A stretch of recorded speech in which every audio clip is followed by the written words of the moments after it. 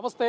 రాష్ట్ర వ్యాప్తంగా అధికార కాంగ్రెస్ పార్టీ ఓవైపు ఈగల్ టీం తీసుకొచ్చింది. డేగ కన్నుతో ఎక్కడైతే డ్రగ్స్ ఉపయోగిస్తూ ఉన్నారో వాళ్ళ మీద ఒక కన్నేసినటువంటి పరిస్థితి.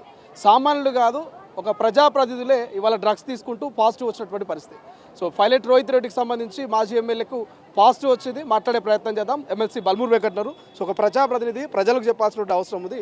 ఆ ప్రజాప్రతినిధికి ఇవాళ డ్రగ్స్ పాజిటివ్ వచ్చినటువంటి పరిస్థితి. ఏం చెప్తారు? చాలా రోజులు దీని మీద ఫైట్ చేస్తూ ఉన్నారు మీరు.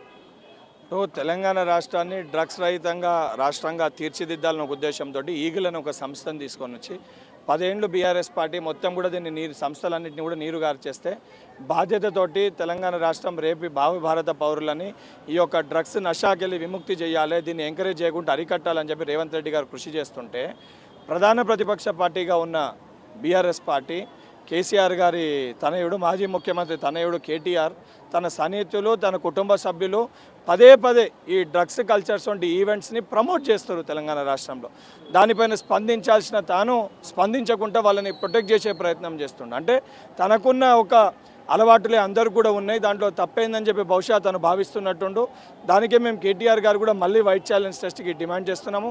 ఇప్పుడే మా పీసీసీ అధ్యక్షులు మహేష్ కుమార్ గౌడ్ గారు చెప్పినట్టు రేపు అసెంబ్లీ సమావేశాలకు వెళ్ళే ముందు అందరం కూడా వైట్ ఛాలెంజ్ టెస్ట్కి మా శాంపిల్స్ని ఇచ్చి మమ్మల్ని మేము ప్రూవ్ చేసుకోవాలి. దానితో పాటు ఏదైతే బీఆర్ఎస్ పార్టీ నుంచి పైలట్ రోహిత్ రెడ్డిని బర్తరఫ్ చేయాలని చెప్పి డిమాండ్ చేస్తున్నాం.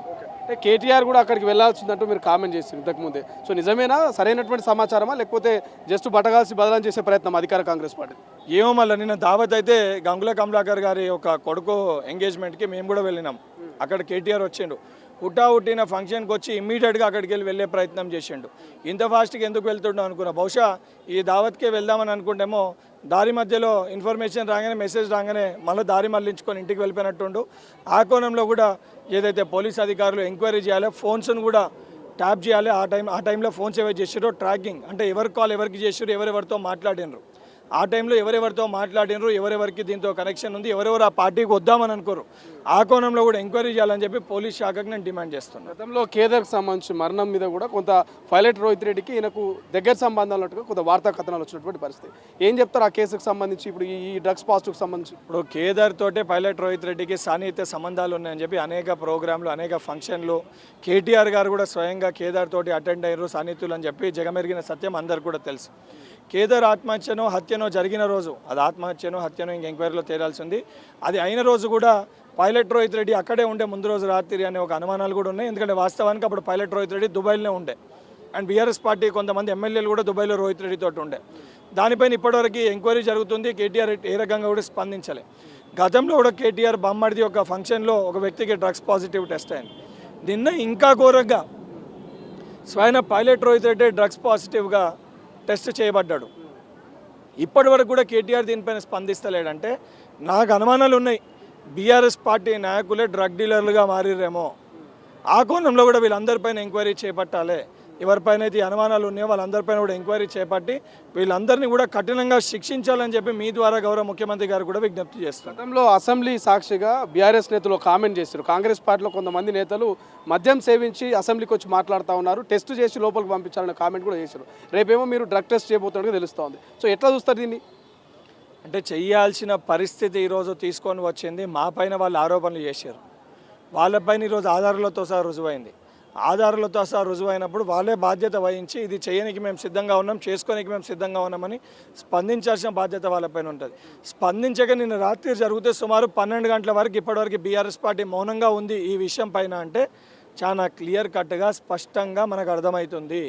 ఈ డ్రగ్ కల్చర్ని బీఆర్ఎస్ పార్టీయే తెలంగాణ రాష్ట్రంలో ప్రోత్సహిస్తుంది. దీన్ని అరికట్టాల్సిన బాధ్యత, రేపటి యువత గురించి ఆలోచించాల్సిన బాధ్యత ప్రభుత్వంగా మా పైన ఉంది. తప్పనిసరిగా దీనిపైన ప్రాపర్ ఎంక్వైరీ చేస్తాము. అందరికీ కూడా టెస్టులు చేయాలని చెప్పి నేను డీజీపీ గారిని ముఖ్యమంత్రి గారిని కూడా రిక్వెస్ట్ చేస్తా. దానితో పాటు తప్పు చేసిన వాళ్ళు ఎవరున్నా కూడా ఉపేక్షించకుండా కఠినంగా శిక్షించాలి. వెంకట్ గారు, ఇందులో సామాన్యులు లేరు. ఒక మాజీ ఎమ్మెల్యే ఉన్నారు, పక్క రాష్ట్రాలకు సంబంధించినటువంటి ఎంపీ ఉన్నారు, మిగతా నేతలంతా ఉన్నటువంటి పరిస్థితి. సో అంటే ఈ కేసు నిజంగా పారదర్శకంగా ఇన్వెస్టిగేషన్ జరిగి పైలట్ రోహిత్ రెడ్డికి ఇప్పుడు పాజిటివ్ వచ్చింది. ఆయన మీద కఠిన చర్యలు ఉండే అవకాశం ఉందా? ఎందుకంటే ఈ కేసు తెలంగాణ ప్రజల్లో ఒక ఎగ్జాంపుల్గా మారే అవకాశం ఉంటుంది. 100% ఆ రకంగా చిత్తశుద్ధితోటి చెయ్యాలి. కాబట్టి నేను ఎంపీ ఉన్న ఎక్స్ఎమ్మెల్యే ఉన్న డిపార్ట్మెంట్ దానిపైన ఇమీడియట్గా స్పందించి పట్టుకొని యాక్షన్ తీసుకోవడం జరిగింది. మీడియాకి ఆధారాలు కూడా బయటపెట్టడం జరిగింది. అది ఈ ప్రభుత్వం ఒక చిత్తశుద్ధి. ఎవరున్నా కూడా 100% ట్రాన్స్పరెన్సీతో ఇన్వెస్టిగేషన్ అవుతుంది. తప్పనిసరిగా వాళ్ళపైన జ్యుడిషియల్ పరంగా ఏవైతే సెక్షన్లు ఉంటాయి సెక్షన్లు దాఖలవుతాయి. వాళ్ళపైన కఠినమైన చర్యలు కూడా తీసుకోవడం జరుగుతుంది. కానీ దానితో పాటు తెలంగాణ ప్రజలకు కూడా నేను అప్పీల్ చేస్తున్నా, రేపు యువత భవిష్యత్తు, విద్యార్థుల భవిష్యత్తుని తెలంగాణ రాష్ట్రంలో ఆగం చేయడానికి BRS party KTR and company కంకణం కట్టుకుంది. వీళ్ళకి తగిన శాస్తి చెప్పాల్సిన ఒక బాధ్యత తెలంగాణ ప్రజల పట్ల కూడా ఉంది. వాళ్ళు కూడా దీనిపైన ఆలోచించాలని చెప్పి విజ్ఞప్తి చేస్తున్నారు. Thank you so much. ఇది మొత్తం మీద ఎవరు చట్టానికి అతిథులు గారు ఖచ్చితంగా మాజీ ఎమ్మెల్యే అయినా అక్కడ ఉన్నటువంటి ఎంపీ అయినా ఖచ్చితంగా వారి మీద కఠినమైనటువంటి చర్యలు తీసుకుంటాము. సో ప్రజాప్రతినిధులు ప్రజలకు చెప్పాల్సినటువంటి అవసరం ఉంటుంది, ప్రజలకు వాళ్ళు అవగాహన కల్పించేటువంటి అవసరం ఉంటుంది ఈ డ్రగ్స్ మీద కావచ్చు, మత్తు పదార్థాల మీద. కానీ ప్రజాప్రతినిధులే ఈ రకంగా మత్తు పదార్థాలని సేకరించడము, అందులో పాజిటివ్ రావడం అనేది చాలా దారుణమైనటువంటి అంశం. బీఆర్ఎస్ పార్టీకి సంబంధించిన వర్కింగ్ ప్రెసిడెంట్ కేటీఆర్ కావచ్చు, కేసీఆర్ వెంటనే స్పందించి పైలట్ రోహిత్ రెడ్డిని పార్టీ నుంచి సస్పెండ్ చేయాలంటూ కూడా ఎమ్మెల్సీ బల్మూర్ వెంకట్ డిమాండ్ చేస్తున్నటువంటి పరిస్థితి. చూద్దాం ఈ కేసు ఎక్కడ దాకా పోతుంది, ఎటువంటి పరిణామాలకు దారితీస్తుంది అనేది. కెమెరా పర్సన్ అజయ్తో శ్రీశైలం, తొలి వెలుగు, గాంధీ భవన్, హైదరాబాద్. అసలైన తొలి వెలుగు. ఫాలో వాట్సాప్ @తొలి వెలుగు official.